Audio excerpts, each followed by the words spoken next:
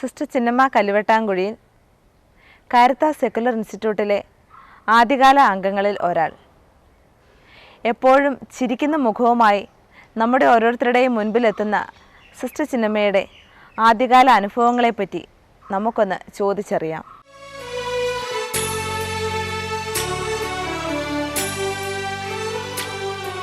Sister കുട്ടിയായിരുന്നപ്പോൾ ഉണ്ടായിരുന്ന ഓർമ്മയൊക്കെ ഒന്ന് പങ്കുവയ്ക്കാമോ? ചെറുപ്പത്തിൽ അന്നേരം എനിക്ക് 7-8 വയസ്സ് കാണുമായിരിക്കും, എത്രയൊന്നും എനിക്ക് ഓർക്കുന്നില്ല. അന്നേരത്തേക്ക് വീട്ടിൽ നിന്ന് ഭരണങ്ങാനത്തിന് അൽഫോൻസാമ്മ മരിച്ചിടയായിരുന്നു.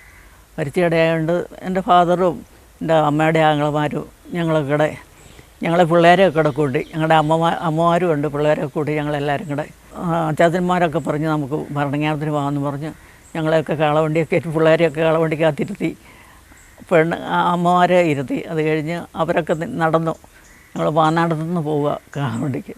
അന്നേരം പോയി വഴിക്ക് പിന്നെ എൻ്റെ ആങ്ങളെ കുഞ്ഞായിരുന്നു, അവനിങ്ങനെ വണ്ടിയിരുന്നിട്ട് ചൂടൊക്കെ വന്നിട്ട് ഭയങ്കര കരച്ചിലൊക്കെ ആയിരുന്നു. അന്നേരം അമ്മ എടുക്കണമെന്ന് പറയാൻ നിർബന്ധം, അച്ചാച്ചനൊക്കെ എടുത്തിട്ടൊന്നും അമ്മ നിൽക്കുകയില്ല.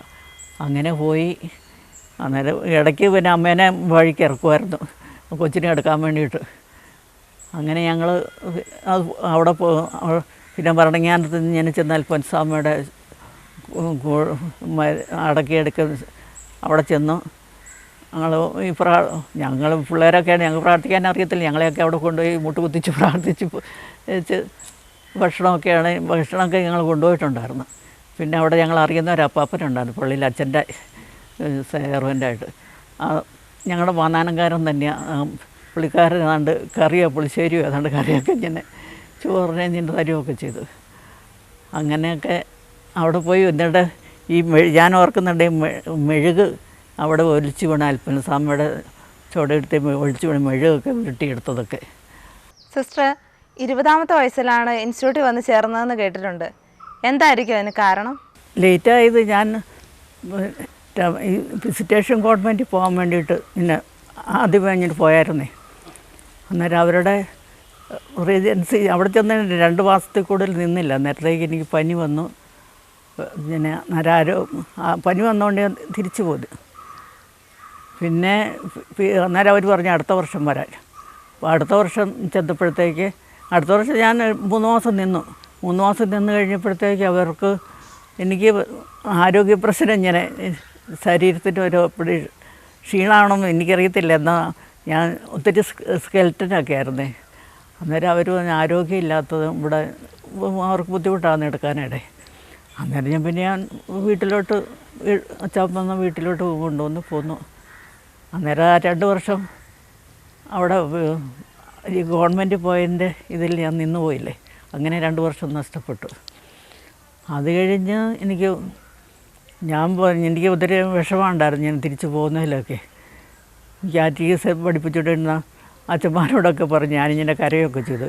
ഞാനിങ്ങനെ അവരെന്നെ എടുത്തില്ല, ഇങ്ങോട്ട് പോകുന്നതെന്നാണ്. അച്ഛൻ പറഞ്ഞു നിനക്ക് വേറെയാ ദൈവം വെച്ചിരിക്കുന്നത്, അത് അവിടെ സമയമാകുമ്പോഴത്തേക്ക് നീ പോകുമെന്നൊക്കെ പറഞ്ഞു.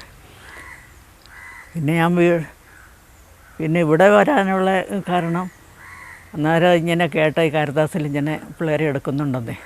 ഇങ്ങനെ കേട്ടപ്പോഴത്തേക്ക് ഞാൻ പറഞ്ഞു എന്നാൽ അവിടെ ചോദിച്ചാൽ അവർ എടുക്കുമല്ലോ എന്നുള്ള എനിക്ക്.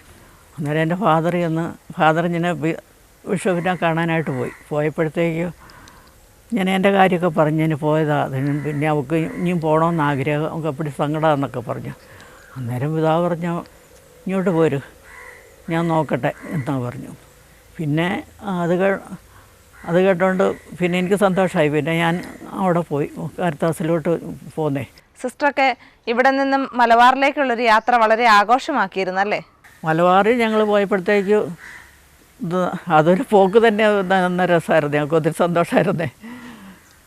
മലബാറിൽ ഞങ്ങൾ അന്ന് ഹോസ്പിറ്റലിൻ്റെ പിതാവ് പറഞ്ഞിട്ട് ഒരു വലിയ വണ്ടി, ആംബുലൻസ് പോലെയുള്ള ഒരു വണ്ടിയല്ല ഞങ്ങൾ പോയത്. അത് ഞങ്ങൾക്ക് കൊണ്ടുപോകാൻ ഞങ്ങൾ ഒത്തിരി സാധനങ്ങളൊക്കെ നമ്മൾക്ക് ഉപയോഗിക്കാനുള്ള ഒലക്ക, അങ്ങനത്തെയൊക്കെ ചൂല, അങ്ങനത്തെ സാധനങ്ങളും പിന്നെ ഞങ്ങളുടെ സാധനങ്ങളൊക്കെ പെട്ടിക്കകത്തൊക്കെ വെച്ച് കുറേ ഞങ്ങൾ ഇവിടുന്ന് ഞങ്ങളെല്ലാവരും കൂടെ എത്ര 80 പേരോ ഏതാണ്ട് ഉണ്ടായിരുന്നു. ഞങ്ങൾ അവിടെ ചെന്ന് മലബാറിൽ ചെന്നില്ല, അതിന് വഴിക്ക് വെച്ച് വണ്ടി ബ്രേക്ക് ഡൗണായി. ബ്രേക്ക് ഡൗൺ ആയപ്പോഴത്തേക്ക് പിന്നെ എല്ലാവർക്കും ഇതായിരുന്നു. ഞങ്ങളെ കൊണ്ടുപോയ ഡ്രൈവറിന് അവന് പോരാൻ വലിയ താല്പര്യമൊന്നും ഇല്ലായിരുന്നു. പിന്നെ പിതാവ് പറഞ്ഞുകൊണ്ട് പോന്നാൽ അവിടെ നിൽക്കേണ്ടി വരുമെന്നുള്ള ഇതായതുകൊണ്ട് പുള്ളിക്കാരന് പിന്നെ വണ്ടി അവിടെ കിടന്ന് പിന്നെ ഇങ്ങോട്ട് അറിയിച്ചു. പിന്നെ ഇവിടെ നിന്ന് ഒരാളിച്ചിട്ട് വന്നു. ഞങ്ങൾ കൊണ്ടുപോയ സാധനങ്ങളെല്ലാം ഇങ്ങനെ പാക്ക് ചെയ്ത് വെച്ച് ട്രെയിനെ കയറ്റി ഞങ്ങൾ അങ്ങോട്ട് വിട്ടു. അന്നേരം അവിടെ അച്ഛൻ്റെ ഒരു അപ്പാപ്പൻ ഒരു ബ്രദറുണ്ടായിരുന്നു കണ്ണൂർ. നേരം നിങ്ങൾ അവിടെ ചെന്നിറങ്ങി ആ ബ്രദർ ഇങ്ങനെ കൂട്ടിക്കൊണ്ട് പൊക്കോളൂ എന്ന് പറഞ്ഞു. പിന്നെ ബ്രദർ കുറേ 2-3 ജീപ്പൊക്കെ ഇടപാട് ചെയ്തു. അത് പിന്നെ ഞങ്ങളെല്ലാവരും കൂടെ ജീപ്പിൽ സാധനങ്ങളെല്ലാം കൂടെ കയറ്റി ഞങ്ങൾ പോയി. എന്നിട്ട് കുറേ അങ്ങോട്ട് ചെന്നപ്പോഴും അവിടെ ഒരു തോടൊക്കെയാണ്. വണ്ടി നേരം മഴക്കാലമാണ്. ഈ വണ്ടി അങ്ങോട്ട് കിടക്കാനായിട്ട് ബുദ്ധിമുട്ടായിരുന്നു. പിന്നെ എന്നാണേലും അവർ അവിടുത്തുകാരായതുകൊണ്ട് അവർ ഇത് ചാടിച്ചു വണ്ടിയൊക്കെ കഴിഞ്ഞ് ഞങ്ങൾ താമസിക്കേണ്ടി. അന്നേരം അവിടെ ഹോസ്പിറ്റലിൽ പണിത് കഴിഞ്ഞായിരുന്നു. താമസിക്കാനായിട്ട് അച്ഛന് താമസിക്കാനൊരു ക്വാർട്ടേഴ്സ് പോലെ 3-4 മുറിയായിട്ടുള്ളവരുണ്ടായിരുന്നു. പിന്നെ ഞങ്ങൾ അവിടെ ഇറങ്ങി അച്ഛനുണ്ടായിരുന്നു. അച്ഛനൊക്കെ ഇപ്പോൾ മരിച്ചുപോയി. അവിടെ ഞങ്ങൾ ചെന്ന് കഴിഞ്ഞ് തന്നെ ഭക്ഷണം ഉണ്ടാക്കാനൊക്കെ ഞങ്ങൾ ഏതാണ്ടൊക്കെ പാത്രം കൊണ്ടുപോയി ഞങ്ങൾക്ക്. പിന്നെ അവിടുത്തെ ഒരു കിച്ചൺ ഒരു ബോയ് ഉണ്ടായിരുന്നു.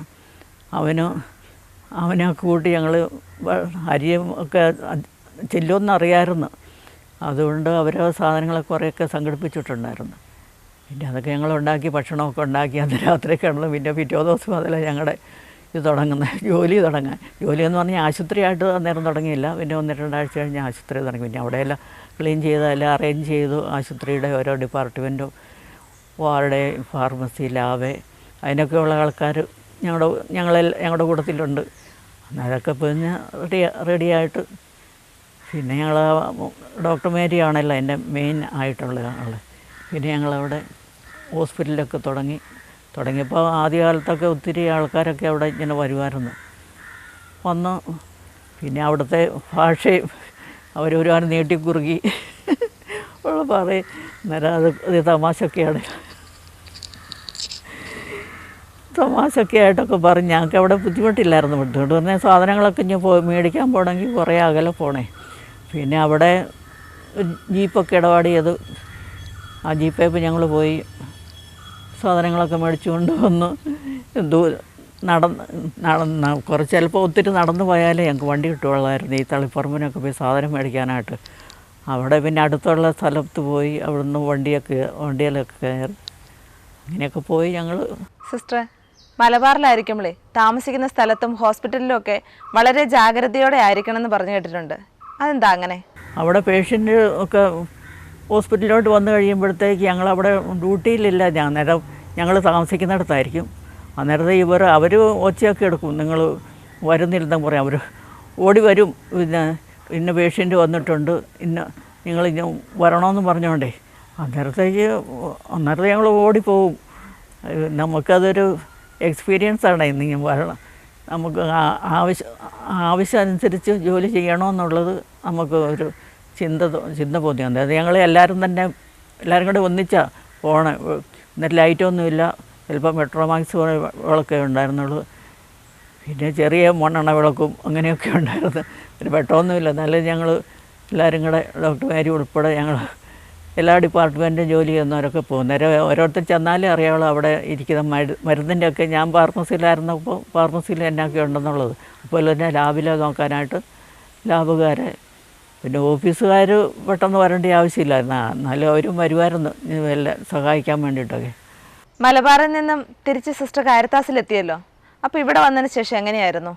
കാരിത്താസ് വന്നുകൊണ്ട് എൻ്റെ പഴയ ഫാർമസിയിലോട്ട് തന്നെ വന്നു. ആദ്യം തന്നെ ഞാൻ ആദ്യം ഈ വാർഡിലും ഞങ്ങളെല്ലായിടത്തും പോയി ജോലി ചെയ്യായിരുന്നു, ഓരോ സ്ഥലത്തൂടെ. പിന്നെ ഡിപ്പാർട്ട്മെൻറ്റൊക്കെ ഓരോരുത്തർ വീതം വെച്ച് കൊടുത്തു. നേഴ്സുമാർ പഠിച്ചവർ പുറത്തുനിന്ന് എടുത്ത ആൾക്കാരാണ്, ഞങ്ങളുടെ കൂട്ടത്തിലില്ലായിരുന്നു. അത് കഴിഞ്ഞ് പഠിക്കാനൊക്കെ വിട്ടത്. അന്നേരം ഞാനൊക്കെ ഇങ്ങനെ പഠിച്ചിട്ടില്ലെങ്കിലും എന്നെ ഫാർമസിയിലോട്ടാണ് നിയോഗിച്ചത്. അന്നേരം ഫാർമസിയിൽ അവിടെ ഒരു എക്സ്പീരിയൻസ് ഉള്ള ഒരാളുണ്ടായിരുന്നു. പുള്ളിയുടെ കൂട്ടത്തിൽ നിന്ന് ഫാർമസിയിലൊക്കെ പഠിച്ചു. ഇങ്ങനെ മരുന്നുണ്ടാക്കാനും മരുന്ന് കൊടുക്കുന്ന കാര്യവും അതിൻ്റെ ഡോസൊക്കെ നിശ്ചയിക്കുന്നതാണ്. അന്നേരം സായിപ്പ് അവിടെ ഉണ്ടായിരുന്നു.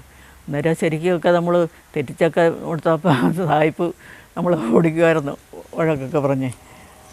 അങ്ങനെ എല്ലായിടത്തും അങ്ങനെയൊക്കെയായിരുന്നു ഞങ്ങൾ ചെയ്തുകൊണ്ടിരുന്നത്. സിസ്റ്ററിൻ്റെ ഇപ്പോഴത്തെ ഈ പ്രാർത്ഥനയൊക്കെ എങ്ങനെയാണ്? എന്നെ വിശുദ്ധിയിൽ മരണം വരെ നിലനിർത്തണമെന്നുള്ള അതാണ് എൻ്റെ മുഖ്യമായിട്ടുള്ള പ്രാർത്ഥന. അങ്ങനെ പിന്നെ എന്നെ സ്വർഗത്തിലേക്ക് കൊണ്ടുപോകണം. എനിക്ക് ഒരു നല്ല മരണം തരണം. സ്വർഗത്തിൽ മാലാഖമാരോടൊത്ത് ഇരിക്കണം, ഈശോയെ കണ്ടുകൊണ്ട് ഇരിക്കണമെന്നുള്ള അങ്ങനെ ഉദ്ദേശം. അങ്ങനെ എൻ്റെ മനസ്സിൽ ഇങ്ങനെ പ്രാർത്ഥനയ്ക്ക് തോന്നുകയും പിന്നെ ഞാൻ അവർക്ക് എൻ്റെ 2-3 ആങ്ങളമാർ മരിച്ചു പോയല്ലോ. പിന്നെ അവരോട് പ്രാർത്ഥിക്കും, നിങ്ങളുടെ കൂടത്തിൽ വന്നിരുന്ന് ഈശോയോട് പ്രാർത്ഥിക്കാനുള്ള, ഈശോയുടെ അടുത്ത് ആയിരിക്കാനുള്ള ആ സന്തോഷം. അത് എൻ്റെ മനസ്സിൽ തോന്നുന്ന അങ്ങ് മുകളിലൊന്നും അടുത്തൊന്നും പോകാൻ പറ്റത്തില്ല. ആ വാതിക്കലെങ്കിലും സ്വർഗത്തിൻ്റെ ആ വാതിൽപ്പടിയിൽ വരെയെങ്കിലും വരാനുള്ള എന്നെ അനുവദിക്കണമെന്ന് അങ്ങനെ ഞാൻ പ്രാർത്ഥിക്കും.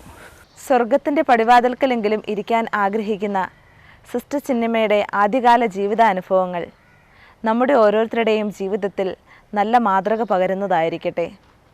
എല്ലാവിധ ആശംസകളും നേരുന്നു. നന്ദി.